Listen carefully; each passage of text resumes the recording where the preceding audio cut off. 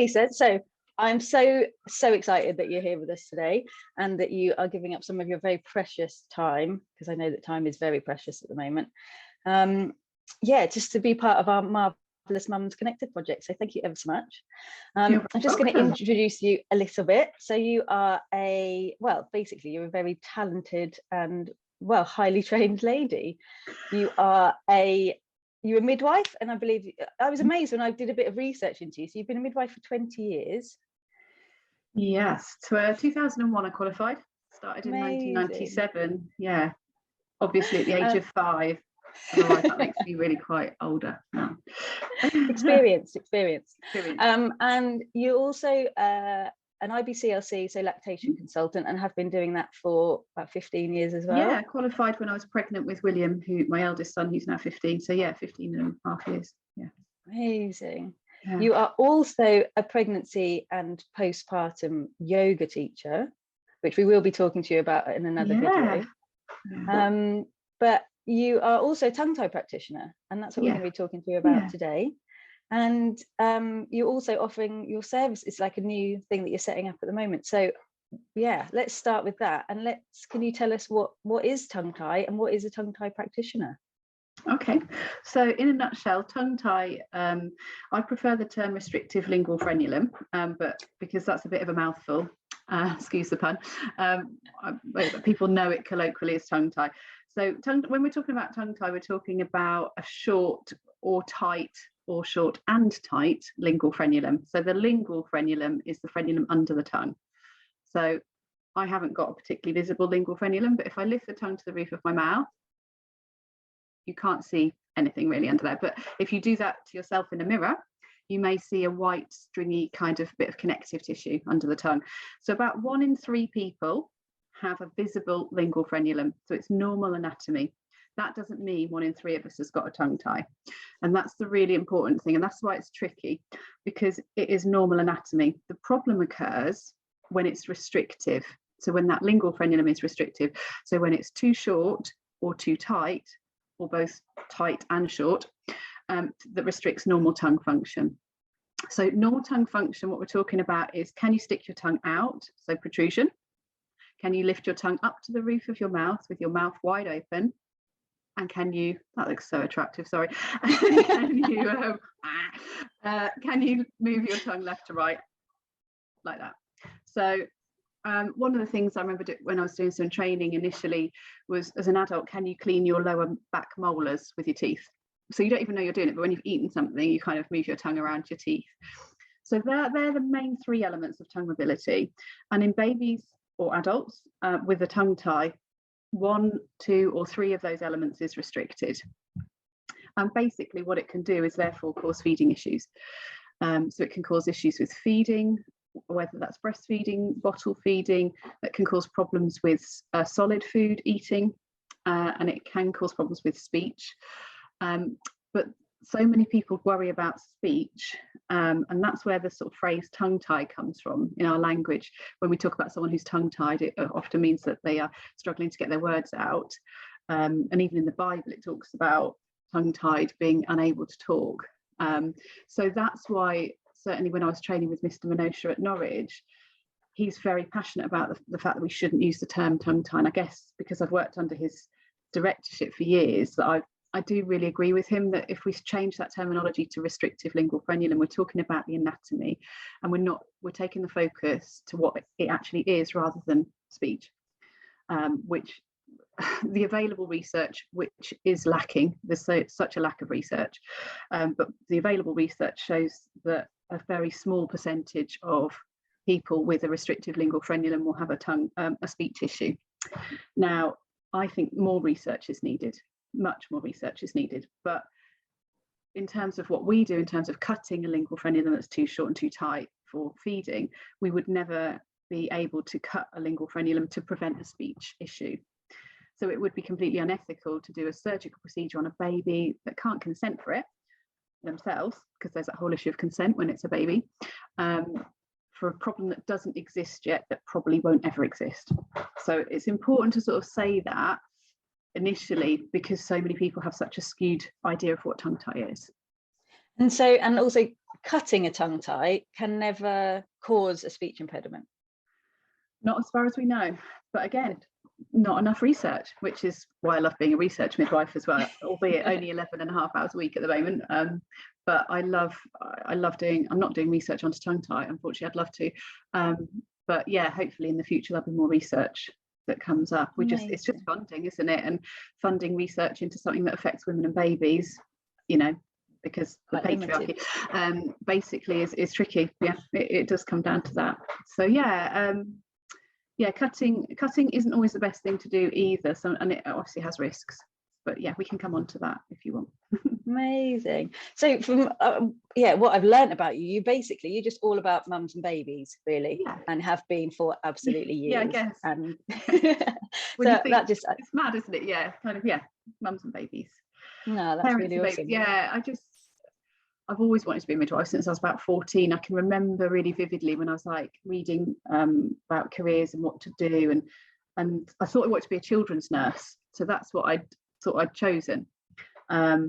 And then I'd applied to get some information from what was then the UKCC, which is now the Nursing and Midwifery Council, the sort of regulatory body, on different careers, because I knew what I didn't want to do, but I wasn't 100% sure in the paediatric nursing.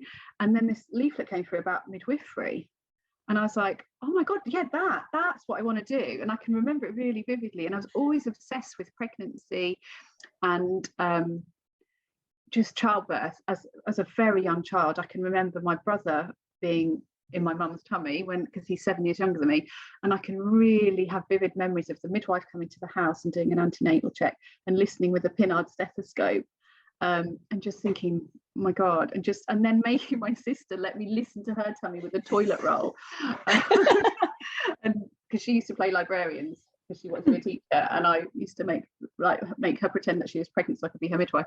So it's always been there. When I look back, I just didn't realise that was like what a midwife did. And once it clicked when I was 14, I was like, yes, that's what I want to do. And then I just became a bit obsessed, I think, by trying to get into university and all of that when I was 18. Luckily got in, and then went off to Leeds to do my training.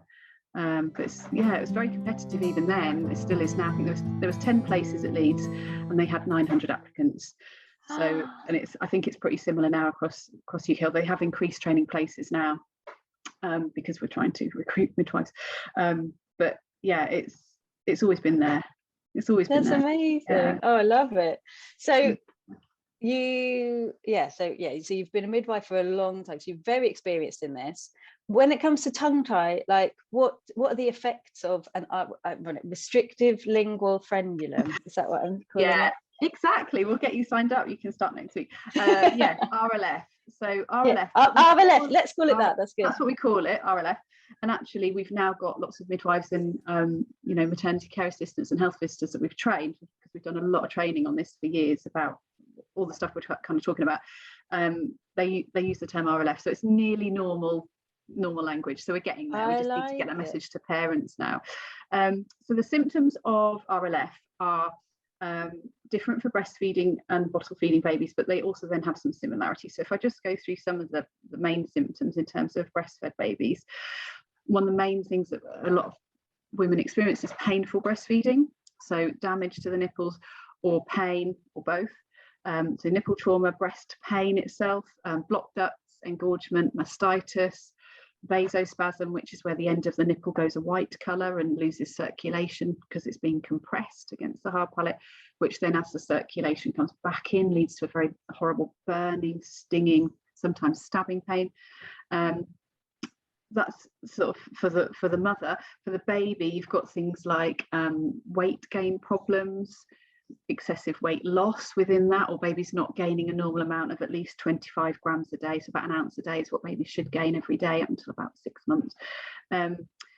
So weight gain concerns, jaundice and prolonged jaundice. So even if it's not bad enough to need phototherapy, jaundice where it's just not clearing in a timely manner. Now, jaundice can be physiological and normal, so we don't want to pathologize it too much, but equally it should clear quickly. And if it's prolonged, I see a lot of babies with jaundice, and the cause is RLF. So jaundice, difficulty latching. So in babies, when you speak to mums, they say the same phrases, and bear in mind, I must have cared for near on 10,000 mums with babies with tongue tie now over the years, whether sort of seeing them directly in my clinic and doing the procedure, or just before that I worked assessing and diagnosing for years. He feeds all the time and he never sleeps is a phrase that comes up all the time. So feeding in excess of 14 times in 24 hours should be a massive red flag, because babies do feed a lot, and they do feed for love, comfort, nurture, warmth, as well as nutrition, but they should stack on the weight in that case, and they should be content after feeds. But babies that are just feed and then you can't put them down because they just want to feed again, and this is the picture we see. So feeds all the time, never sleeps. Clicking, so that sort of sound, whether that's every suck or intermittently more commonly, which can be caused by high palate, but it can also be caused by a bit of a restriction to the tongue function. You've also got things like wind. So you also get women saying he's on and off the breast all the time. So he's latches on, then he comes off, then he comes on, then he comes off, or that latching itself takes ages. So he's all hands. So handsiness is a baby thing, but it's a particular thing with tongue tie babies where they're, almost, hitting the breast or scratching. They've got the hands in the mouth all the time, and they're just really handsy and difficult to attach. And they get frustrated. So they'll have their fists clenched a lot, and they'll look and feel on examination quite tense a lot of the time, especially if there's weight gain concerns. So difficulty latching on and off the breast, not draining the breast fully, either feeding for a very short amount of time because they're tiring, because they, feeding such hard work that they run out of steam, fall asleep, and then they're hungry half an hour later, or feeding for long periods over 35-40 minutes, because again it takes them so long to train. So really long feed, short feeds. Wind is a big one. I think that's the main ones. Feeling unsettled generally. Reflux as well. We see some babies on medication for reflux, and actually they've got a restricted frenulum. We cut the restricted frenulum and they come off all their meds, and I've seen that so many times. So reflux is another one. With bottle feeding, it tends to be similar. So a lot of reflux issues, colic issues. So really, really windy. Aerophagia, so taking in air when they drink, and again clicking sometimes on the teat. Excessively long feeds, excessively short feeds, just like breastfeeding, and dribbling. Excuse me. And dribbling can happen with breastfeeding as well, but it's something that I see more prevalent in bottle feeding babies, is that they can't form a good seal, so they dribble milk out the corners of their mouth. The trouble with all of this is all of these symptoms have another cause. So they can all be caused by other things, and my job and the job of whoever is supporting you is to make that differential diagnosis. And this is where we focus a lot of our training for midwives, health visitors, is you need to rule everything out first, because if you don't, and you just refer every baby with any of those symptoms and every mum with any of those symptoms, you'll pretty much be putting scissors in the mouths of 1 in 2, 1 in 3 babies, which sounds crazy. So I'm all about avoiding a surgical procedure if we can, but equally having, not a ridiculously high threshold to just crack on and do what's needed, because if that's, quite quickly I can tell if I think that's the cause. And we know that women that are experiencing feeding problems, it massively affects their mental health. It massively, and that's always been my passion as a midwife, is that particularly postnatal period generally. Very interested in birth trauma and the effects of pregnancy trauma, birth trauma on women, and feeding trauma. And these issues can cause feeding trauma. And even if it's not as severe as causing PTSD symptoms, it makes it miserable for everybody.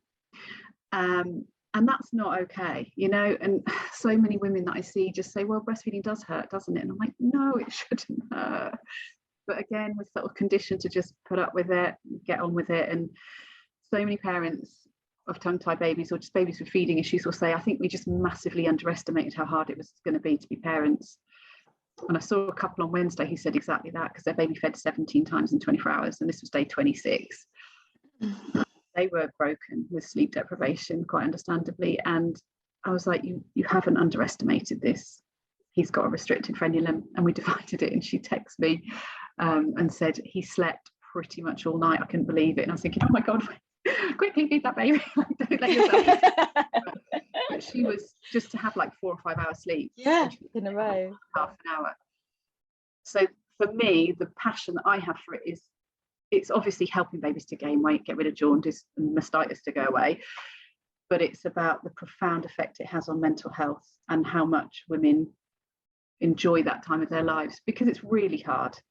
It's really hard, whatever. I had no feeding problems. I was really lucky. Neither of my babies had a tongue tie, and I found it really, really hard. You know, just the sleep deprivation and being a mother. So to have extra stuff on top of that just feels unbearable, and I just want to reduce that distress, I guess. Well, it's really interesting that you say that, because it isn't a common narrative, is it, that breastfeeding shouldn't hurt? Like, it is very much like, yeah, like when I had River, it did hurt, and I just thought that was normal. And I mean, we have to say, you know, like, you did come, you were my lactation consultant, Yes, and you know, that was amazing. Yeah, I did come out and see, yeah. And it was really interesting for me, because it was the first 3 weeks, and River fed completely fine. He put on loads of weight. It was no real issue. Yeah. But it was painful for me. And he did, you know, after your assessment, he does have a high palate and a slight restrictive tongue tie. But yeah, but with, you know, with positioning, we were able to make it not hurt, and it was absolutely amazing. And it was really interesting, because in the beginning, when he was feeding, it was like, oh, this is great, he's feeding, he's putting on weight, everything's great. And then it's the pain issue, and then he started, and it's so funny, the things you're talking about. Yeah, he basically had all of them, you know, like the clicking and the wind, and suddenly they just build up, and it's like, actually, that thing that was really nice and like, oh, I'm bonding with my baby, suddenly became like, oh my gosh, I know that he's causing himself, you know, he's giving himself wind because the clicking in the air and all of this sort of stuff. And it's no longer this relaxing thing. It is stressful, and I can't even imagine how it must be when, like I say, that it's the other end, because this was only a slight restriction. And so I can really see why you must be so passionate about being able to help these women, because it is very, it goes from just being an anatomy issue to, like you say, a mental health issue that then affects the mothers and the baby. So it is really, really important, isn't it? This is amazing. And women remember this forever. Women remember a horrible birth forever, and women remember horrible feeding experiences forever, and that, you know, it leaves a scar. And if I can prevent it and sort it easily, because it's the one thing I know about, I mean, like, don't ask me about other things, because I'm a one-trick pony, but then, you know, it's usually we get a good resolution. We get over 95% improvement when we do a frenulotomy. And obviously what I love is cases like yours, where we can get those improvements without a surgical division. That's always my aim, because the last thing I want to do is put scissors in a baby's mouth. But equally, it is a minor procedure, and therefore I don't overstate it. It has got risks, it has got benefits, and there are alternatives. We're all about the bra, benefits, risks, and alternatives. And sometimes it's that watch and wait approach, which is appropriate. Like, okay, well, there's a bit of a restriction. There's other things, like high palate goes hand in hand very, very often. More than 60-70% of cases that I see also have a high palate. And sometimes the double whammy of the restriction, the high palate, is just too much. And other times you can use positioning, and you can use shaping the breast and those things to get around it, or the baby's oral anatomy changes as they get bigger, and things get better after a few weeks. So every case is individual, and that's what I love, is that you think that you've just started to work it all out, and then you'll get a case where you're like, oh, okay, I'm always learning. And I'm at that point in my career that you go through that thing that you sort of, as a beginner, you feel like, I don't know anything, and then you get lots of experience and you think, I know everything, and then you get past and you get really loads of experience, so a few more thousand cases, and you're like, I don't know anything. So I think I'm at that. I've learned to not presume, and to work with what is there. But I'm not, you know, there are people far more expert than me. I've only been doing it, you know, 15 years as an LC. There's people that have been LCs for a lot longer than me. So I'm always learning. Yeah, that's a very modest way of putting it, I think. No, but the minute that you think you know it all is when you need to quit, I think. So yeah, I'm always learning. Yeah, totally. I like it. So what is it that you offer then? So I made the really difficult decision to leave the NHS RLF role. I haven't left the NHS. I'm still a midwife employed on a part-time contract at the moment in research, but I just wanted to be able to give the care that I felt women really needed, and particularly within that, not just a longer appointment time, because we all know that, you know, NHS is, you know, you're working at a real quick pace, and I'll never regret what I achieved and what I did for those women. But seeing 20 women a week on a 20-hour contract is tricky, and to be quite honest, I hit, you know, pretty much almost full burnout. It took years. I was quite burnt out looking back over the last 10 years. I've been the infant feeding coordinator for years, and then I moved on to the RLF role. So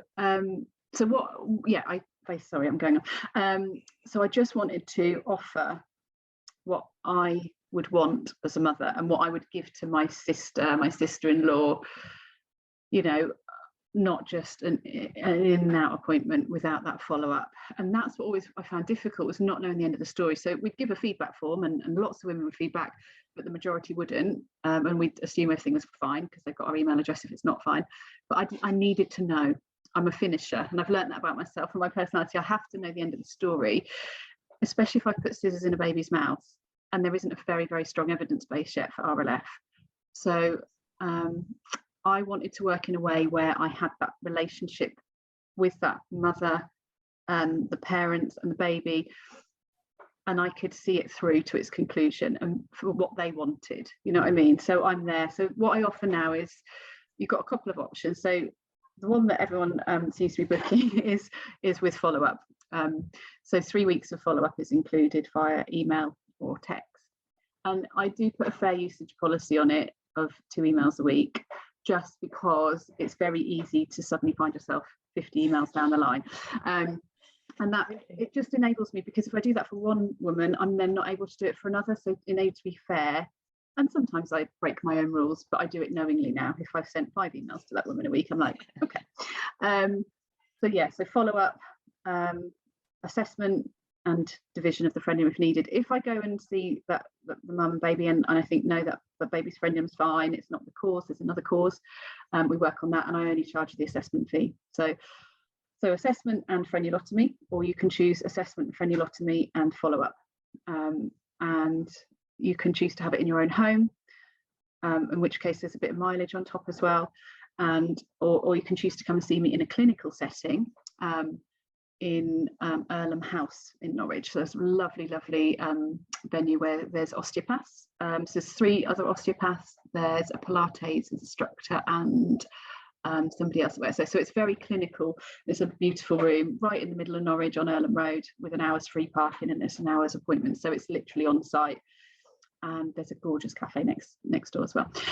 So yeah, it's just nice to have my own space and do it how I want to do it. And I'm doing everything that I always did in the NHS, because, as I say, I'm really thankful to all my training that I received. And I think that the care that I give in the NHS role, and I did a clinic yesterday of 17 babies that we saw together. I'm doing some bank shifts to kind of help out. It's the same care. It's just I'm not rushing. I'm not looking at the clock thinking the next person's coming. So I've got more time, and I do a half-hour Zoom or phone call prior to the appointment to get all the history, get a feel for everything that's going on, let them see my face without a mask on. And so that when we then meet for our hour's appointment, and sometimes it's a little bit over an hour, but I try to limit that face-to-face time, you know, just mums are exhausted and COVID and all of that, that it's really functional, because we've done all the history taking. And then also if I do the Zoom and I think, I don't think this baby has, you know, whatever, or I think there's other things going on, or actually before I can see her, this needs to happen. For example, like with thrush, I can't do a division if there's oral thrush until we've been on treatment. It would be a total waste of her time and money and my time to do that. So this pre-screening works really well. So that's what you get. You get me giving you my best, whether that's in a clinic environment or in your home environment. And the home is a little bit more expensive, obviously, because it's the mileage on top. But if you've got your own like lactation consultant or supporter, or your midwife, or you've got, you know, a relative that's supporting your breastfeeding and you just need a division, there is that option as well. That's cheaper, just to have assessment and division and no follow-up.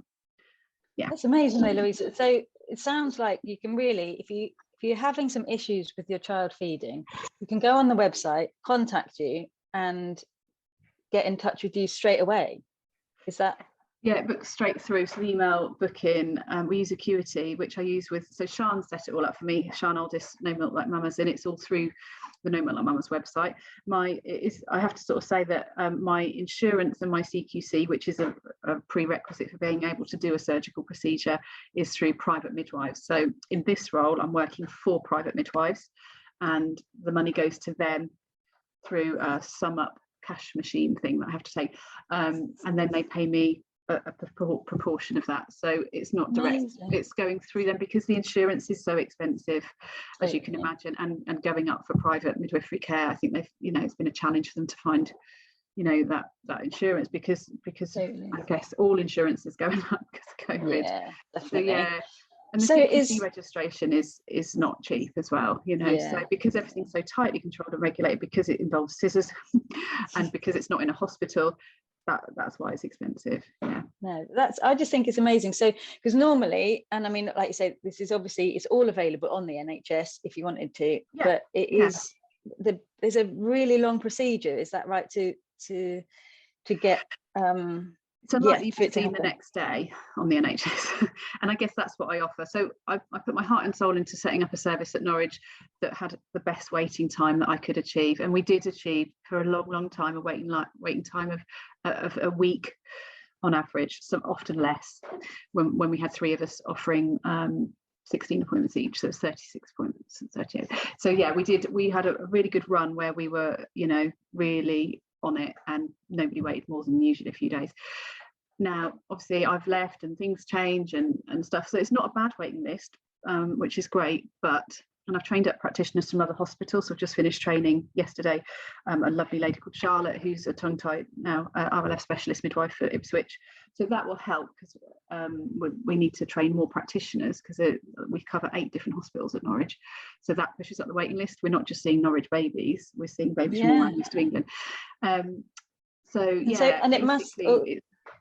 Yeah, sorry, I was just going to say, and also being aware that I'm trying to keep this short, and we've just talking for ages. No, it's great. That wouldn't happen. But it's like, I suppose the fact that when you have to go to maybe a GP first and say that you're having some issues, and then does it depend on the person that looks at your baby to know? Yeah, so in Norfolk we're lucky, we've done a lot of training. Our midwives and our health visitors pretty much will do the referral. Outside of Norfolk, I don't know, it can be variable. Right. We get a very small number of referrals via the GP to Norfolk and Norwich in Norfolk, but in other areas it's different. But I'd say the wait at the moment is usually 1 to 2 weeks on the NHS. So I guess, which is good, but at the same time, like you say, when you've got a child that is keeping up all night, it's really difficult. Quicker than the cancer pathway, which is 2 weeks. We always say that to people, but when you're a mum struggling, 48 hours feels like forever. Yeah. And so I guess what I can offer is a responsive service where, you know, I got a booking last night at 11:30 at night, come through, and I'm seeing her tomorrow.